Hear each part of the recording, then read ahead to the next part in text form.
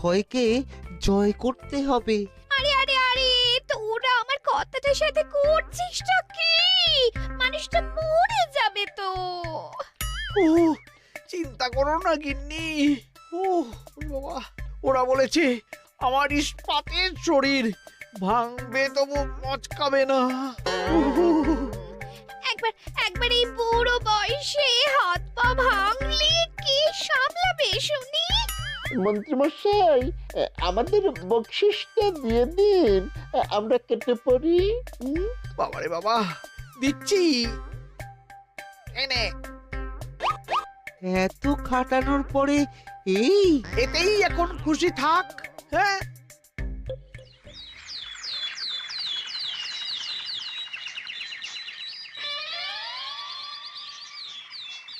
এবার তোমাদের সকলকে অস্ত্র শিক্ষা দেওয়া হবে। উফ, রোজ রোজ কি জ্বালাতনে পড়েছি, বাপরে বাপ। বাবা মা কাউকে ডাকার দরকার নেই। ভালো না লাগলে রাজসভা চাকরি ছেড়ে চলে যাও। মহারাজ, এটা তো উচিত নয়। যে যেটাই পারদর্শী তাকে সেটাই করতে দিন না। একটা বাঁদরকে যদি আপনি বলেন শিকার করে মাংস খেয়ে দেখা, সে কি পারবে মহারাজ? মহারাজ, গোপাল একটু বেশি কথা বলছে, ওকে আপনি বের করে দিন। আমি তোমার কথায় গলবো না গোপাল। তোমাদের সবাইকে এখন অস্ত্র শিক্ষা শিখতেই হবে। কর্তার ইচ্ছায় কর্ম। এখন তো আমার আর কিছুই বলার নেই। তাহলে আর দেরি কেন? তোমরা সবাই একটা করে ঢাল আর একটা করে তলোয়ার তুলে নাও। সেনাপতি, বলুন মহারাজ। তুমি সকলকে অস্ত্র শিক্ষা দেবে, তলোয়ার চালানো শেখাবে।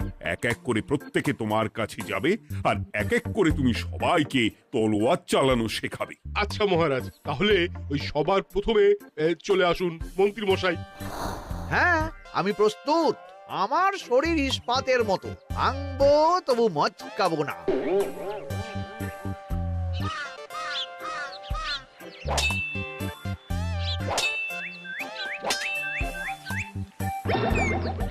কি কেমন দিলাম? অত সহজ নয় সেনাপতি। আমি মন্ত্রী এমনি এমনি হইনি, আগে অস্ত্র শিক্ষা শিখে তবে মন্ত্রী হয়েছি। এটা কি হলো? হ্যাঁ, আপনি অস্ত্র শিক্ষায় পারদর্শী, কিন্তু আরো বিচক্ষণ হতে হবে। কারণ আজকে এই পাগড়ির জায়গায়